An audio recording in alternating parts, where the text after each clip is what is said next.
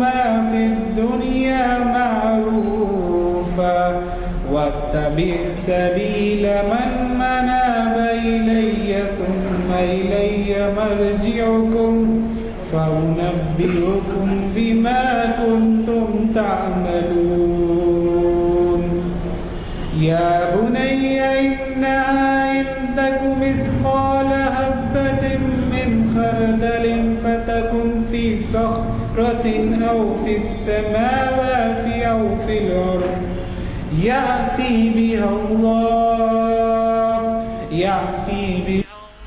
إن الله لطيف خبير يا محفل اقبال شناسی کی 725ویں نشست میں آپ ابھی خان صاحب سے حضرت کلام پاک کی سعادت سننے کی سعادت حاصل فرمائیں۔ کانفرنس ہال جامع مسجد عالیہ میں آپ سب کا خیر مقدم ہے۔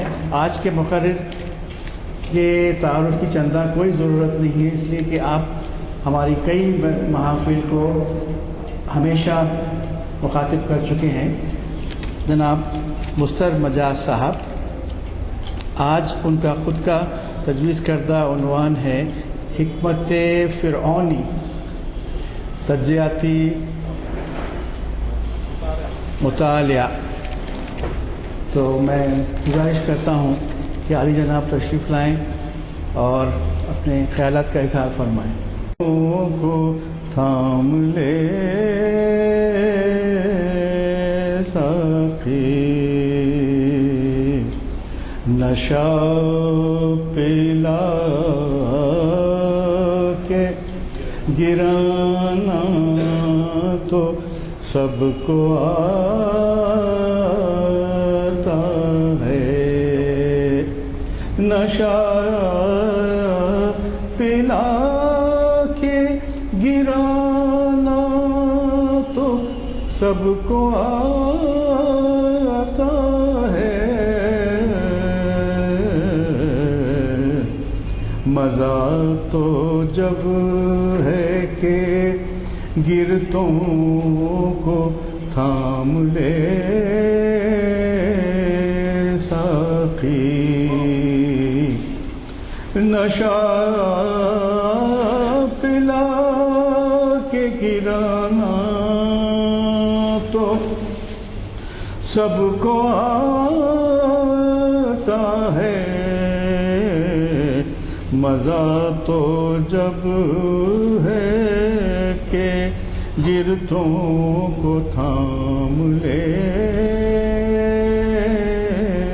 ساقی، جو بادکش تھے پرانے وہ اٹھتے جاتے ہیں،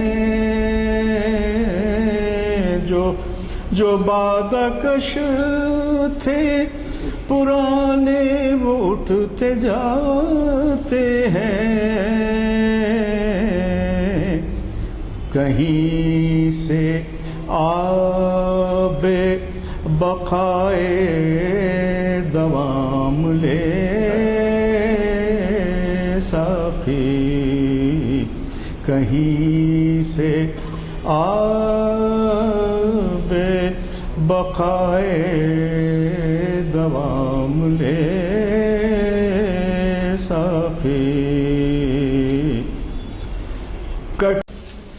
اقبال کی جو آخری اس طرح سے نظم ہے،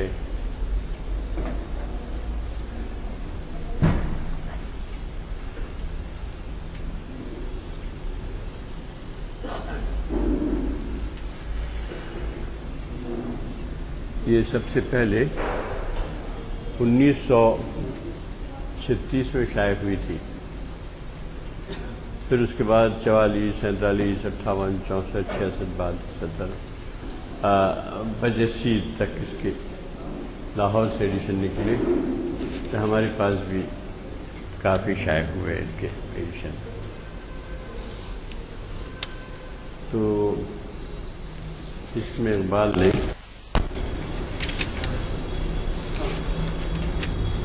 افغانستان گئے تھے، اس کا مختصر سا سفرنامہ بھی ہے، اور پھر امت عربیہ سے خطاب ہے، اور ایک بہت دلچسپ جو ہے وہ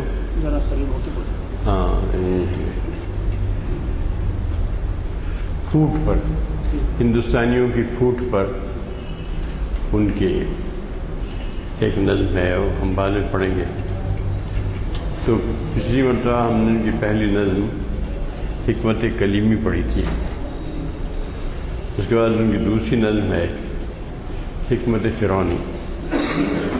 تو حکمت کلیمی میں تو انہوں نے ایک آئیڈیل معاشرہ جو ہوتا ہے اس کا تصور پیش کیا تھا حکمت کلیمی میں۔ اس کے بعد ان کی ایک نظم اسی کے ساتھ حکمت فرعونی ہے۔ حکمت فرعونی میں انہوں نے ایک گم کر درا تمام خرابیاں جس میں مشاعرے میں سموئی ہوئی ہیں ان کی تفصیل پیش کی ہے۔ جس وقت اقبال نے یہ نظم لکھی اس وقت ہمارا کم سے کم ہندوستان اور پاکستان یا اس وقت نہیں تھا، بر صغیر کا وہ نقشہ نہیں تھا، لیکن وہ دیکھ رہے تھے۔ وہ خود کہتے ہیں، کھول کر آنکھیں میرے آئینے گفتار میں، آنے والے دور کی دھندلی سی ایک تصویر دیکھ، ایک جگہ کہا ہے تو آنے والے دور کی دھندلی سی ایک تصویر سی ہے اس میں۔ تو وہ اس کا نام انہوں نے حکمت فرعونی رکھا ہے، یعنی یہاں ایک بے دین معاشرہ اور جہاں ہر قسم کی خرابیاں سماجی، معاشرتی، سیاسی، ہر قسم کی خرابیاں جس میں در آتی ہیں، اس کا نقشہ انہوں نے بڑے خوبصورت انداز میں شاعرانہ انداز پیش کیا ہے۔ حالانکہ نہایت غیر شاعرانہ قسم کا مضمون ہے یہ، لیکن اقبال نے اس کو اپنی فنکاری سے اور اپنی حکمت سے اس کو بہت ہی شاعرانہ انداز میں پیش کیا ہے۔ تو پچھلی مرتبہ انہوں نے حکمت ارباب دین پیش کی تھی، اب وہ کہتے ہیں حکمت ارباب دین کردم آیا، نے ارباب دین کی جو حکمت تھی کلیمی، اس کا انہوں نے حکمت کلیمی رکھا تھا۔ کلیمی معاشرہ، حضرت موسیٰ، یہ تمام پیغمبران کرام جس قسم کا معاشرہ ترتیب دینا چاہتے تھے اس کا نقشہ انہوں نے پیش کیا تھا، پچھلی مرتبہ ہم نے پڑھا۔ اس میں وہ ایک گم کر درا معاشرے کا نقشہ پیش کرتے ہیں۔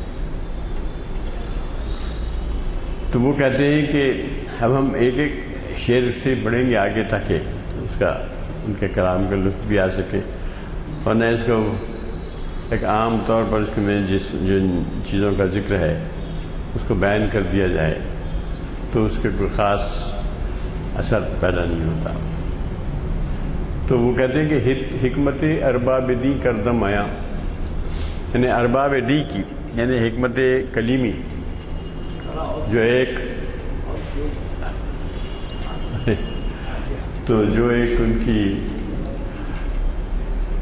ایک ایسا معاشرہ جس کی بنیاد دین پر ہے، بے دین معاشرہ نہیں، ہم لوگ تو خیر بے دین معاشرے میں رہتے ہیں یہاں۔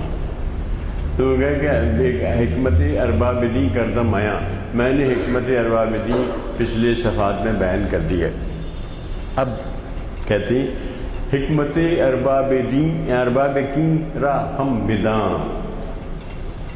یعنی جان، دانستان سے، تو ارباب دین کی حکمت کو بھی جان لیں۔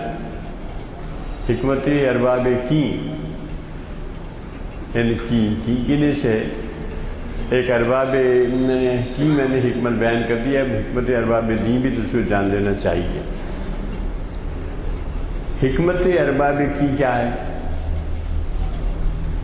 تھوڑی سی روشنی اس پہ پہلے اوپننگ میں کہتے ہیں حکمت ارباب کی مکرست فن، مکر و فن ہے، مکر اور فن کا ہی اصل جس کی بنیاد ہے۔ مکر و فن کیا ہے؟ مکر و فن تخریب جان تعمیر تن، یعنی جان کی تخریب یعنی اس کا ڈسٹرکشن اور تعمیر تن ہے، یعنی کہ تعمیر تن سے مراد یہ ہے کہ مادیت، روح فنا ہے اور مادیت کو پرچار ہے، مادیت کی کو تقویت ملتی ہے، ایسا معاشرہ۔ بارِ جبریل میں بھی ایک اس موضوع پر اقبال نے کہا ہے کہ وہ دلچسپ ہے، وہ اودے اودے نیلے نیلے پیلے پیلے پیرہن، وہی مکر و فن کا میں اب یاد ہے تو میں عرض کروں گا۔ حکمت از بند دین آزادی، اب یہ جو حکمت ہے جسے ہم آج کل اس کو سیکولر اسٹیٹ کا نام دیتے ہیں، تو وہ کہتے ہیں کہ حکمت از بند دین، حکمت ہی ایک ایسی حکمت ہے جو دین کے بند سے آزاد ہے، دین کو وہ ریجیکٹ کرتی ہے۔ ویری فرسٹ پہلی وہ کہتی ہے کہ ہمارے پاس کوئی مذہب نہیں رہے گا، ہماری ایک سیکولر اسٹیٹ ہے، اور یہ جب اس میں دین شامل ہوتا ہے، چاہے کسی قسم کا دین ہو، تو اس میں جو خرابیاں پیدا ہوتی ہیں وہ تو ہم دیکھ چکے ہیں۔ ظاہر ہے کہ اس دین سے اقبال کی مراد نہیں ہے جو مکر و فن کا پرچار کرتا ہے، پرچارک ہوتا ہے۔ تو کہتے ہیں کہ حکمت ارباب دین مکر و فن، مکر و فن تخریب جاں تعمیر تن، حکمتی از بند دین آزادی از مقام شوق دور افتادی۔ اصل جو چیز ہے وہ ہے مقام شوق ہے۔ یہ مقام شوق کیا ہے؟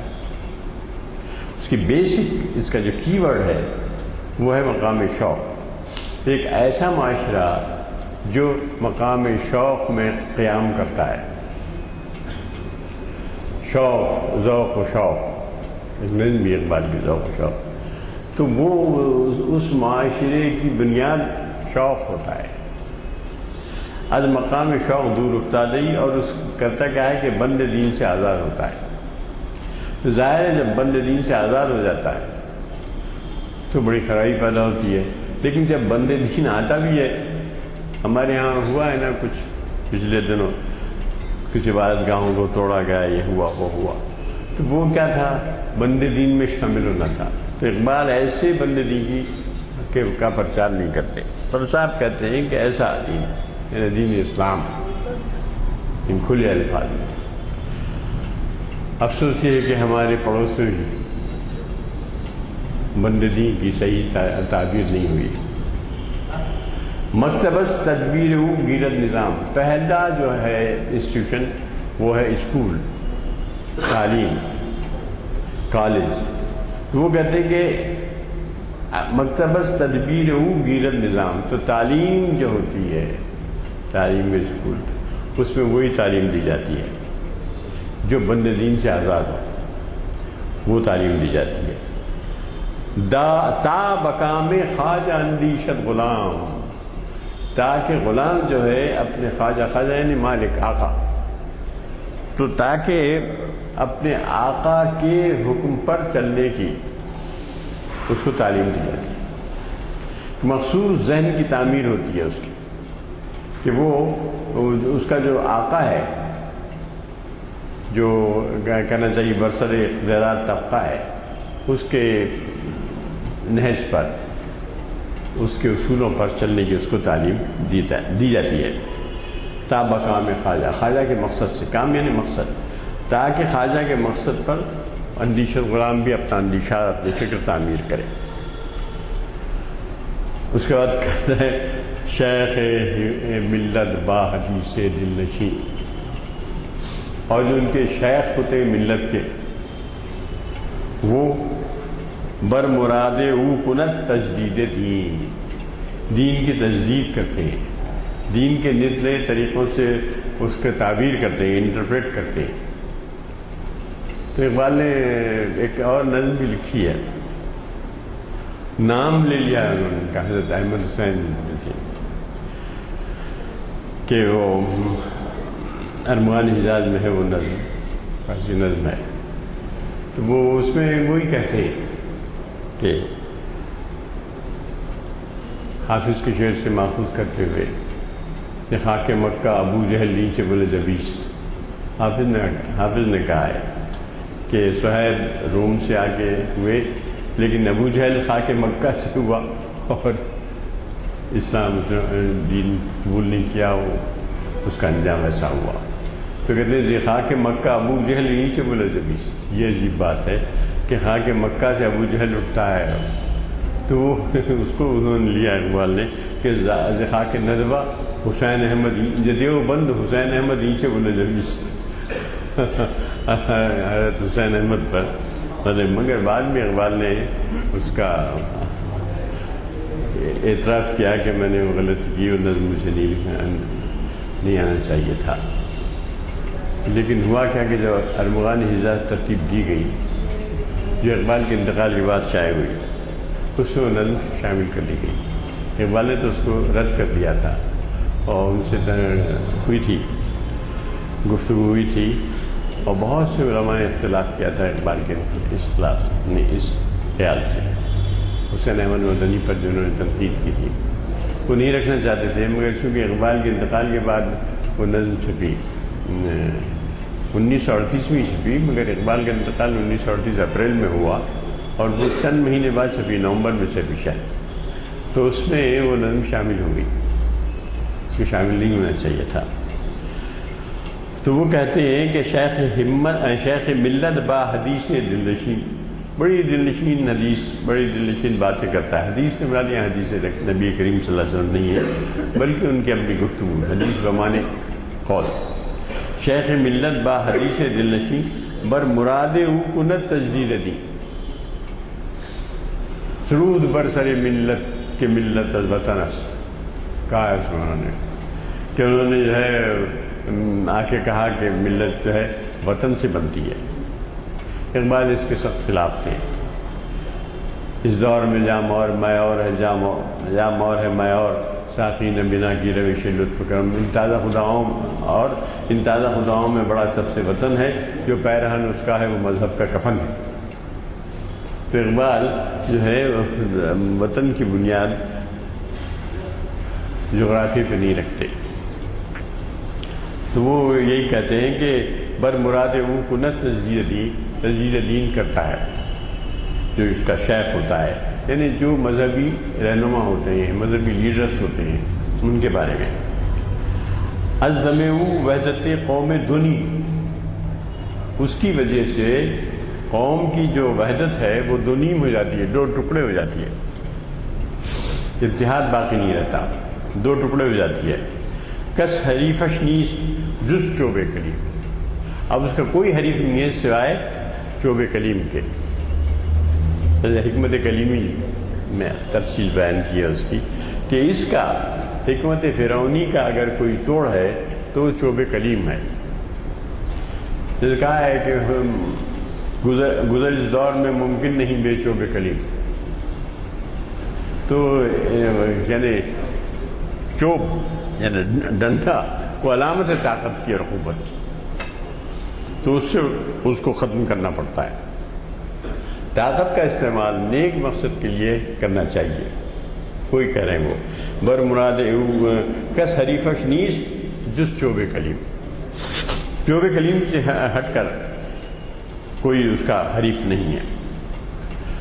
پھر وہ کہتے ہیں کہ اس کا اپنا کوئی مقصد نہیں ہوتا۔ اس زمانے میں ابھی برطانیہ کی حکومت تھی، وہ نقشہ ہے پیش نظر ان کے، تو وہ کہتے ہیں کہ وائے قوم کشتہ تدبیر غیر، اس کی تدبیر جو ہے دوسروں کی ماری ہوئی ہے، کشتہ تدبیر غیر، دوسروں کی غیر کی ماری ہوئی تقدیر ہے اس کی تقدیر اس قوم کی۔ کارہو تخریب خود تعمیر غیر، وہ اپنی تقریب پہ رہتی ہے مصروف اور غیر کی تعمیر کرتی ہے. اس میں آگے انہوں نے تشریح کی ہے بات میں کہ یہاں سے جا کے جب یہاں سے ہمارے پاس سے جاتا تھا را مٹیریل اور وہاں برطانیہ کی کارخانوں میں اس کا کپڑا بن کے آتا تھا، پھر وہی کپڑا ہم خریدتے تھے. اچھا تفصیل سے ذکر کیا ہے اس کا.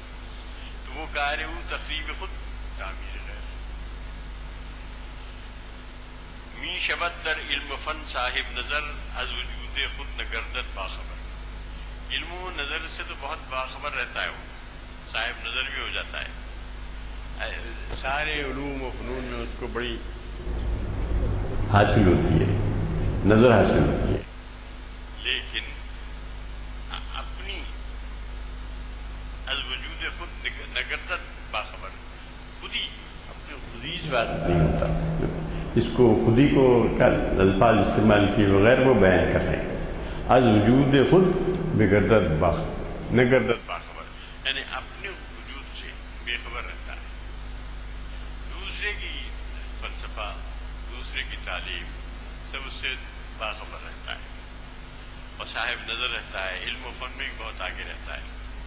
جتنے علوم و فنون ہیں اس میں بہت آگے رہتا ہے. علوم و فنون ہے. نقش اقرا از نگین خود سترد. نقش حق جو ہے یعنی باری تعالیٰ کا جو نقش ہے دل پر ہونا چاہیے، وہ اپنے نگین سے، اپنے انگوٹھی سے اس نے دھو دیا. از نگین خود سترد، ستردن یعنی دھو دینا ہے. اپنی انگوٹھی سے اس نے نقش حق دھو دیا ہے.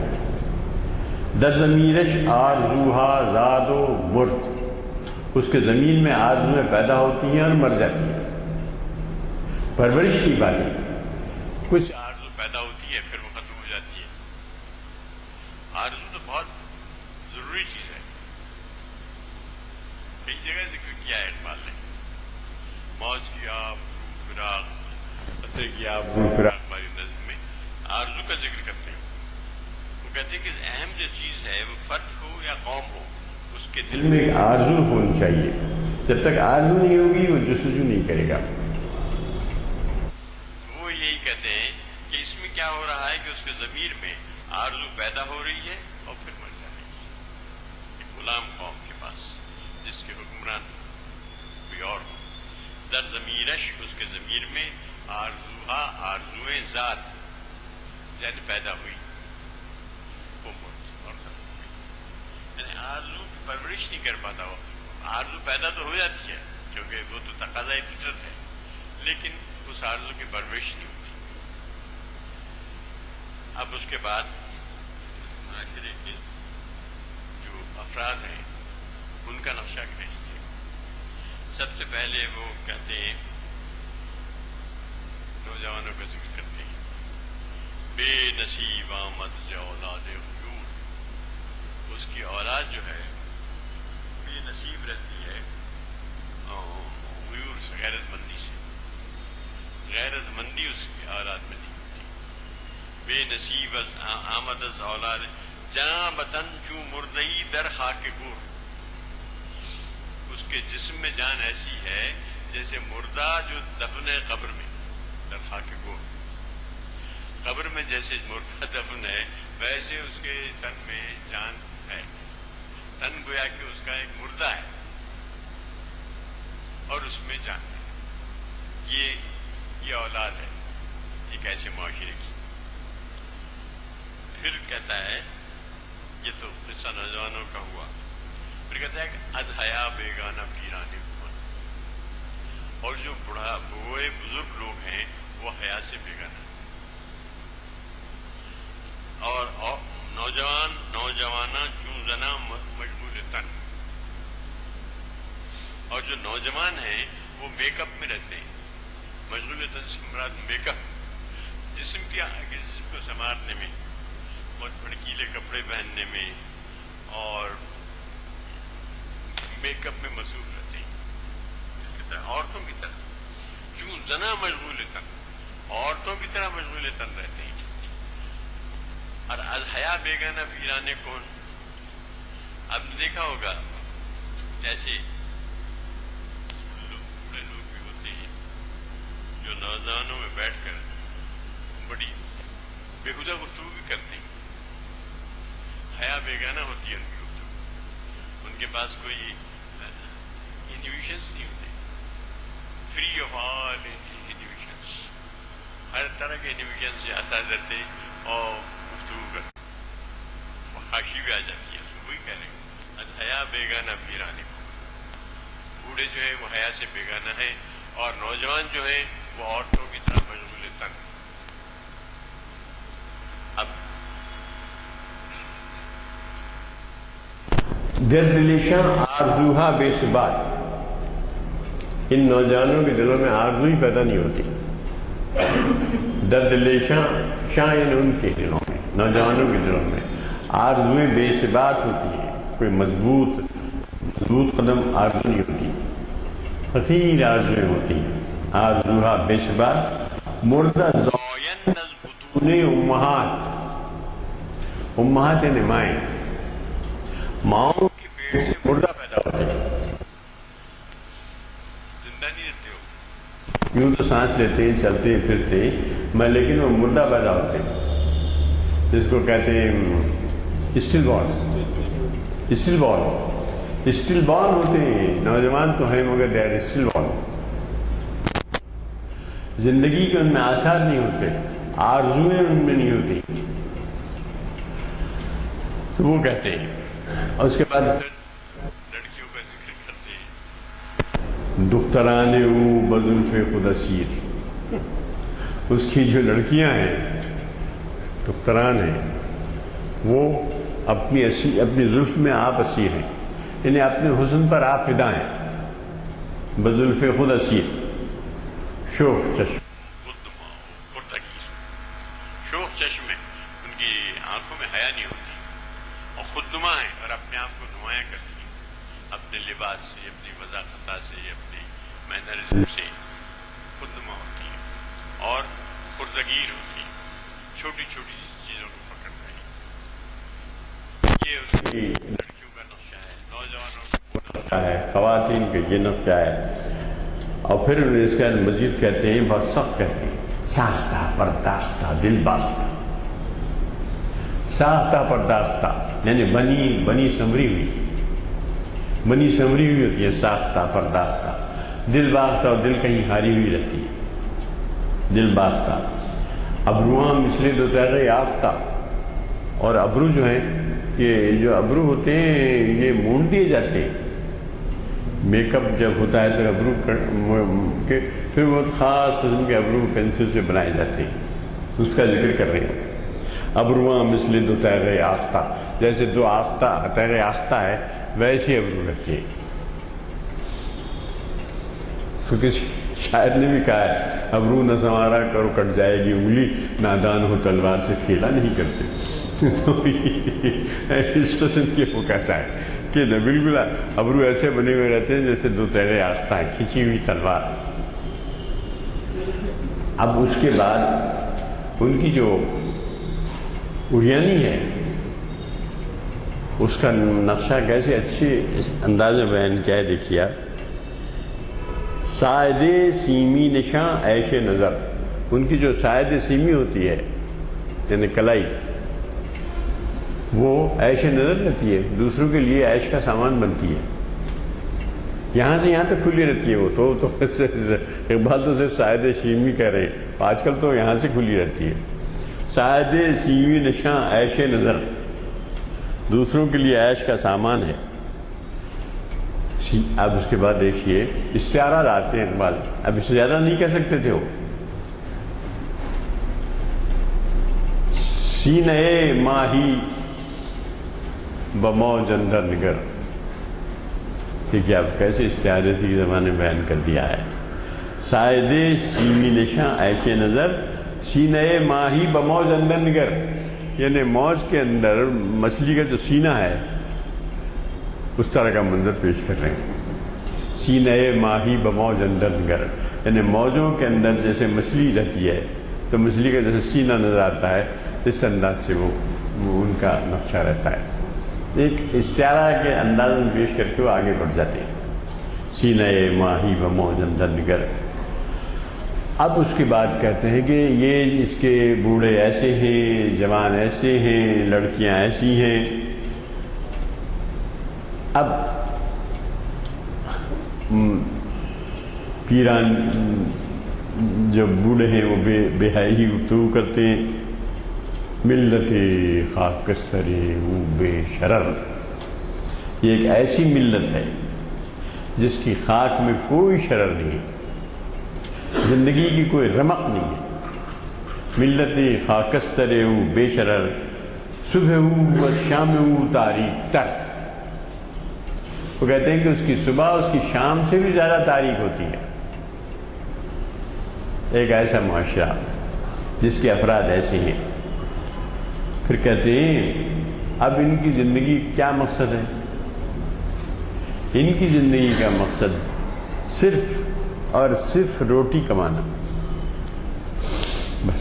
کوئی اعلیٰ و عرفہ مقاصد نہیں ہے، بلکہ ہر زمان اندر تلاش ساز و برگ، ہر وقت ساز و برگ کی تلاش میں رہتی ہے. ہر زمان اندر تلاش ساز و برگ، کار او فکر معاش و ترس مرگ. اس کا کام کیا ہے؟ فکر معاش ہے. تعلیم بھی حاصل کیے ہیں تو اس تعلیم کا مقصد بھی یہی ہے کہ کچھ فکر معاشی ترقی ہو. سمجھے کہتے ہیں وہ ایک جگہ وہ زہر، وہ علم نہیں زہر ہے احرار کے حق میں، جس علم کا حاصل ہو جہاں میں دو کفے جاؤ.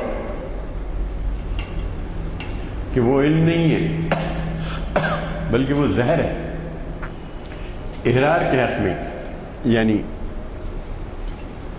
حر کی جمع احرار ہے، آزاد بندوں کے حق میں. علم نہیں زہر ہے. جس علم کا حاصل ہو جہاں میں دو کفے جاؤ، یعنی اس کا مطلب یہ کہہ رہے ہیں کارو فکر معاش و ترس مرگ. یعنی یا تو فکر معاش ہے یا موت کا ڈر ہے.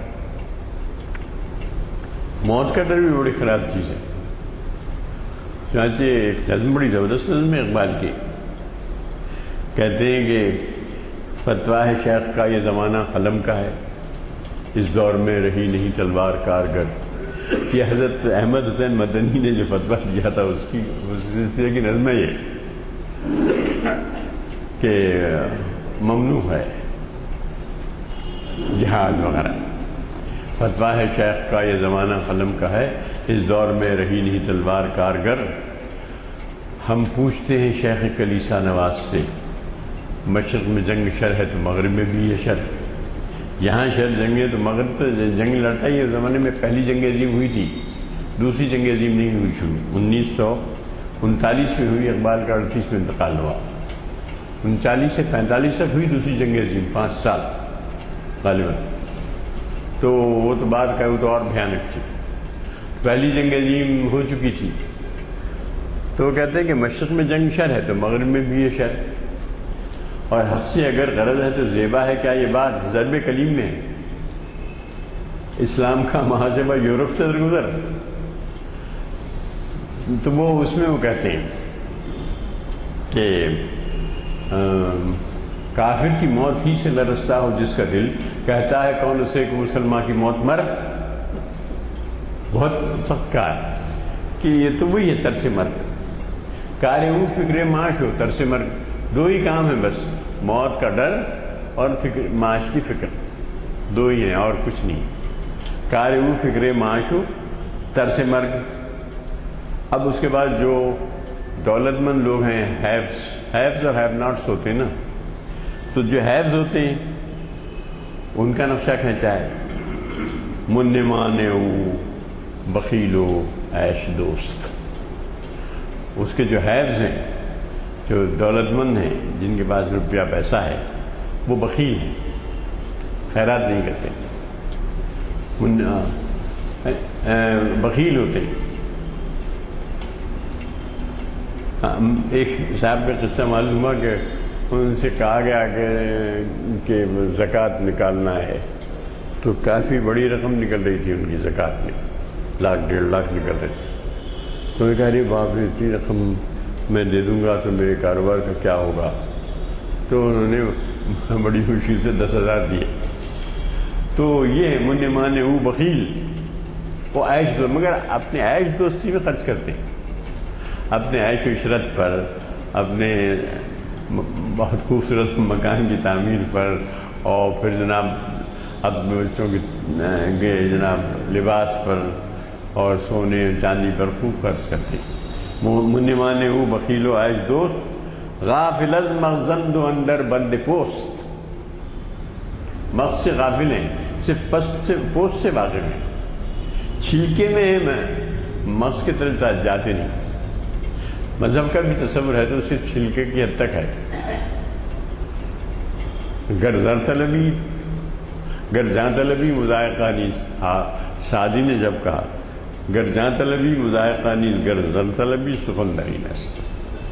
اگر آپ جان طلب کرتے ہیں تو جی میری جان حاضر ہے، لیکن زر طلبی سخندری نست. اگر آپ مجھے زر طلب کرتے ہیں تو میں معافی چاہتا ہوں، اس میں ذرا ایک بات ہے. تو وہ نہیں تھے، زکوٰۃ تک نہیں نکالتے صاحب، 2.5%. تو اور جناب زیادہ نکالنا، آگے جانا تو بد بات کی بات ہے. من مانے او بخیل و عیش دوست، غافل از مغزند و اندر بند پوست. مغز سے غافل ہیں، بس پوست کو دیکھتے ہیں. غافل از مغزند و اندر بند پوست، یعنی ان کا عبادت بھی ہے تو صرف عبادت کے مغز نہیں ہے ان کو حاصل، بس ظاہری عبادت ہے. غافل از مغزند و اندر بند پوست، قوت فرما روا معبود او. فرما روا ہے جو فرما روا کی قوت ہے، وہ اس کا معبود ہے، وہ اس کی عبادت کرتے ہیں. اب انگریز چلے گئے تو دوسرے حکمراں موجود ہیں. تو قوت فرما روا معبود او، در زیان دین و ایمان سود او. دین و ایمان کے زیان میں ان کا سود ہے، فائدہ ہے. سود بمانے فائدہ. تو یہ جو ہے ان کا نقشہ ہے منیموں کا، یعنی پیسے والوں کا، ہیوز کا. ہیو ناٹس کا تو نقشہ الگ ہے. ایسے لوگ 53% ہمارے ملک میں ہیں. پرسوں آئے یہ آئے تھے جو صبح اٹھتے تو ان کے پاس کھانے کے لیے کچھ نہیں ہوتا. 53%. بعض علاقوں میں 53% ایسے لوگ ہیں جو بھوکے سوتے ہیں اور صبح اٹھتے ہیں تو کھانے کو کچھ نہیں ہوتا. آپ نے دیکھا ہوگا ہوٹلوں کے پاس کھڑے رہتے ہیں بیچارے. وہ ہوٹل والے جو منع والے وہ بخیل و عیش دوست ہیں، وہ ہوٹل والے تک رحم نہیں کھاتے ان پر. تو ایسے آپ صبح کے وقت نظر آئیں گے کہ صبح اٹھتے ہیں تو ان کے اس کھانے کو کچھ نہیں ہوتا صاحب. ایسے لوگ بھی ہیں ہمارے معاشرے میں. اور سر پہ آیا 53% ایسے لوگ ہیں. آپ تعجب کریں گے 50% سے زیادہ ایسے لوگ ہیں. ہم یہاں شہر میں دیکھتے ہیں جب ایکٹیویٹی ہے، دیہاتوں میں اس میں جو لاکھوں کی آبادی ہے وہ ایسی ہے، کھانے کو نہیں ان کے پاس کچھ، رات بھوکے سوتے ہیں صبح کھاتے ہیں. تو اب ان کو جو ہے بچوں کو غذا دینے کا ایک پلان بنایا گیا، کھانا وانا دینے کا. اس میں بھی اتنا بڑی ٹریجڈی ہو گئی، 300-400 بچے مر گئے بہار میں. وہ جو پرنسپل صاحبہ تھیں ان کے شوہر صاحب کی کرانے کی دکان تھی، وہاں سے آتا تھا غلہ وہ تمام سامان. وہ اتنا سڑا گلا خراب تھا کہ وہ کھا کے زہر آلود ہو گیا، بچے مر گئے. 300-350 بچے مرے. یہ بھی اطلاع آئی 15-20 دن پہلے آئی اطلاع. یعنی حکومت نے انتظام کیا کہ بچے کم سے کم کھانا تو کھا لیں، دوپہر میں تو کھا لیں. تو اس کا یہ ہے شروعات. یعنی میں بد نصیب ہوں، مجھ کو نہ دو خوشی اتنی کہ میں خوشی کو بھی لے کر خراب کر دوں گا. یہ قصہ ہے. یعنی آپ ان کی اصلاح کے لیے، اصلاح معاشرے کے لیے کوئی اسکیم چلاتے تو اسکیم غارت ہو جاتی. ابھی اور ایک اطلاع تھی کہ وہ دلی سے پٹنہ تک جو روڈ ڈالی گئی، ایک بارش سے پوری بہہ گئی اور 4 کروڑ خرچ ہوئے اس پر. 4.37 کروڑ خرچ ہوئے اور ایک بارش بھی مہمان نہیں تھی وہ، کیونکہ منسٹروں کو دینا پڑتا ہے اور انجینئروں کو دینا پڑتا ہے، وہ کانٹریکٹر دیتے ہیں، پھر وہ سب دیں گے تو اس پہ کیا لگائیں گے؟ کرپشن. یہ جو ہے اس کا نقشہ ہے. از حد امروز خود بیرون جست. ہاں، ان کے پاس جو ہے امروز ہے، صرف امروز کی آج کی جو حد ہے اس سے باہر نہیں دیکھتے وہ لوگ، مطلب صرف حال میں جیتے. از حد امروز خود بیرون جست. جست یعنی جست نہیں لگاتے، باہر نہیں نکلتے، اپنے صرف آج اپنے سامنے ہے، مستقبل کا کوئی نقشہ نہیں ہے. از حد امروز او بیرون جست روزگارش نقش یک فردہ نبست. فردہ نے آنے والا کل، ٹمارو، آنے والے کل کا کوئی نقشہ نہیں ہے ذہن میں. روزگارش نقش یک فردہ نبست. صرف آج ہی آج ہے. بابر ہے نا، بابر باعث کوش کے عالم دوبارہ نہیں. بابر کا بڑا مشہور شعر ہے. تو وہ ہے آج ہونا بس ہم کو، آج ہمارا ہے تو بہت ٹھیک ہے. از حد امروز خود بیرون جست. کہتا ہے چھوٹی چھوٹی نظمیں ہیں اقبال کی درب کلیم میں. وہ قوم نہیں لائق ہنگامہ فردہ جس قوم کی تقدیر میں امروز نہیں. اب یہاں دیکھیے، یہ تو یہ کہہ رہے ہیں کہ حد امروز میں ڈوبا ہوا ہے، اور وہ کہتے ہیں کہ اگر امروز بھی نہیں ہے تو پھر لائق ہنگامہ فردہ بھی نہیں ہے. جو آج وہ قوم نہیں لائق ہنگامہ فردہ جس قوم کی تقدیر میں امروز نہیں ہے. جو آج خود افروز و جگر سوز نہیں ہے، آج جو خود افروز و جگر سوز ہے وہ کل لائق ہنگامہ فردہ بھی ہوگا. امروز کی اہمیت ہے، لیکن امروز کو بت بنا کے پوجا اگر کرے آدمی، بتگری جو ہے ہر طرح کی ہوتی ہے، امروز کی بھی بتگری بت پرستی ہوتی ہے. اگر آج کی بت پرستی میں آپ لگ جائیں تو کیا ہوگا؟ مستقبل سے غافل ہو گئے. صرف آج تو یہی ہے نا بھائی، بس ہمارے نوجوانوں کا یہی نقشہ ہے. آج از حد امروز خود بیرون جست روزگارش نقش یک فردہ نبست. آنے والے دن کا ایک نقشہ ان کے سامنے نہیں ہے. لیکن امروز کی بھی اہمیت ہے، کیونکہ آپ تو ہیں ہی امروز میں. کل آئے گا تو کل پھر امروز ہی ہوگا، وہ جو کل جو ابھی پیدا نہیں ہوا. تو اصل جو چیز ہے وہ امروز ہے. وہ بھی کہتے ہیں وہ قوم نہیں لائق ہنگامہ فردہ. اقبال نے ہر چیز کو کھول کے بیان کر دیا. کھول کے کیا بیاں کروں سر مقام مرگ و عشق کہتے ہیں. عشق ہے مرگ با شرف، مرگ حیات بے شرف. یعنی موت جو ہے حیات بے شرف، بے شرمی کی جو زندگی ہے وہ موت ہے، اور عشق ہے مرگ با شرف. با شرف جو موت ہے وہ عشق ہے اصل میں. جیسے حسین کی موت ہے، فکر کرتے ہیں بار بار حسین کا. تو وہ جو ہے عشق ہے موت جو مرگ با شرف ہے. اور مرد کیا ہے؟ حیات بے شرف ہے. زندہ ہے مگر بے شرمی کی زندگی ہے. از حد امروز خود بیرون جست روزگارش نقش یک فردہ نبست. از نیاگاں دفتری اندر بغل علماز گفتہائے بے عمل.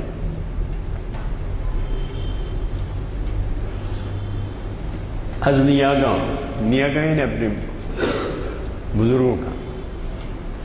از نیاگاں دفتری اندر بغل علما از گفتہائے بے عمل. یعنی صرف تقریر بہت دلچسپ مگر واعظ کا ہر ارشاد بجا. تقریر بہت دلچسپ مگر چہرے پہ آنکھوں میں سرور عشق نہیں، چہرے پہ یقین کا نور نہیں. جگر نے کہا وائز کا ہر ارشاد وجہ تقریر بہت دلچسپ مگر آنکھوں میں سرور عشق نہیں، چہرے پہ یقین کا نور نہیں. تو یہ گفتہائے بے عمل اللہ علمہ از گفتہائے بے عمل از نیاگاں دفتری اندر بغل. اب آپ سنیے جناب، فلاں جنگ میں یہ ہوا، فلاں یہ ہوا، بس اس کے قصے بیان کرتے رہتے. ایک دفتر ہے بغل میں، اپنے بزرگوں کی کہانی سناتے رہتے. وقت ہو گیا. دین او عہد وفا بستن بغیر یعنی از خشت حرم تعمیر دیر. اب ان کا دین کیا ہے؟ غیر کے ساتھ عہد وفا باندھنا اور خشت حرم سے دیر کی تعمیر کرنا. حرم کی مٹی لا کے، حرم کا اینٹ لا کے دیر کی تعمیر میں لگ رہے ہیں. اشتہار میں بیان کر دیا ہے، سمجھنے والے سمجھ سکتے. آہ قوم دل حق پرداختہ، مرد و مرگ خویش را نشناختہ. آہ وہ قوم جس نے اپنے دل کو حق سے جدا کر لیا. دل حق پرداختہ، مر چکی، وہ مرگ خویش را نشناختہ، مر چکی لیکن اپنی موت کو نہیں پہچانا. وآخر دعوانا الحمدللہ رب العالمین.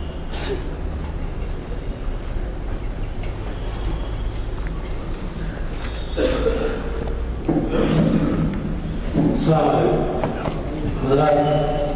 ایک اعلان اوقات سے متعلق ہے. آج فنکشن ہو رہا ہے اردو ہال میں، اس میں ضرور تشریف لائیے. 13 سپٹمبر بہت ہی بزرگ شاعر جناب کلیم صاحب، کلیم ماجد صاحب کی شان منائی جا رہی ہے، شام کلیم. تو اس میں بھی آپ مخاطب فرما رہے ہیں 13 کو اردو ہال میں 7 بجے. ابھی سے نوٹ کر رہے ہیں، انتظار نہ کریں رخجات کا یا اعلان. اور پھر دوسرے یہ بین الاقوامی اہمیت کی ہو گئی. اس کا عنوان تھا گورے گئے کالے آئے. تو بالکل آپ نے وہی کہا کہ صرف حکومت بدلی ہے اور لوگ جو ہے اس طریقے سے، لیکن عمل وہی ہے. اور دوسرے یہ کہ اقبال کا ایک شعر بھی یاد آیا آپ کے خطاب میں کہ آج کی ہم کو فکر ہے، کل کی نہیں ہے. تو اس میں اقبال ایک جگہ فرماتے ہیں کہ کھول آنکھ زمیں دیکھ، فلک دیکھ، فضا دیکھ.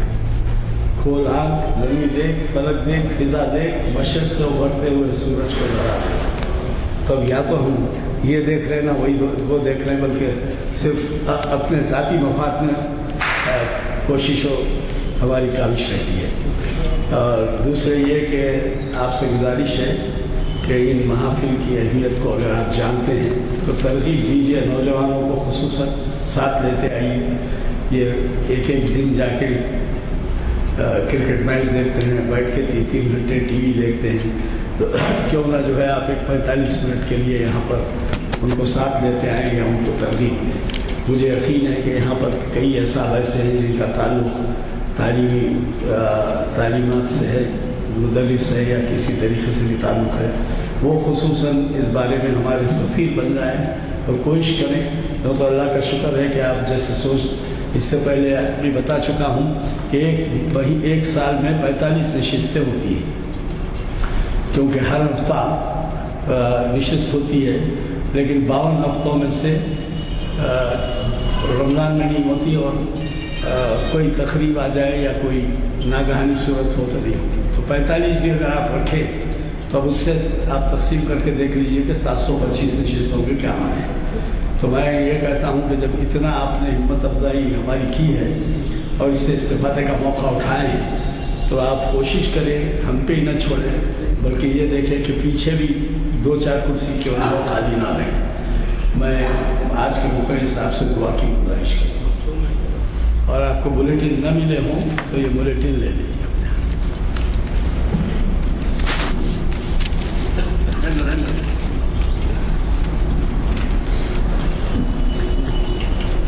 1 اللهم صل على سيدنا ونبينا وحبيبنا ومولانا محمد وعلى آل سيدنا وشفيعنا ونبينا وحبيبنا ومولانا محمد وسلم. ربنا آتنا في الدنيا حسنة وفي الآخرة حسنة وقنا عذاب النار. ربنا ظلمنا أنفسنا وإن لم تغفر لنا وترحمنا لنكونن من الخاسرين. ربنا لا تزغ قلوبنا بعد إذ هديتنا وهب لنا من لدنك الرحمة إنك أنت الوهاب. رب زدني علما وارزقني فهما وأنت خير الرازقين. رب اغفر وارحم وأنت خير الراحمين. رب يسر ولا تعسر إنك أنت العزيز الحكيم. وصلى الله تعالى على خير خلقه وعلى محمد وآله وصحبه أجمعين برحمتك يا أرحم الراحمين والحمد لله رب العالمين.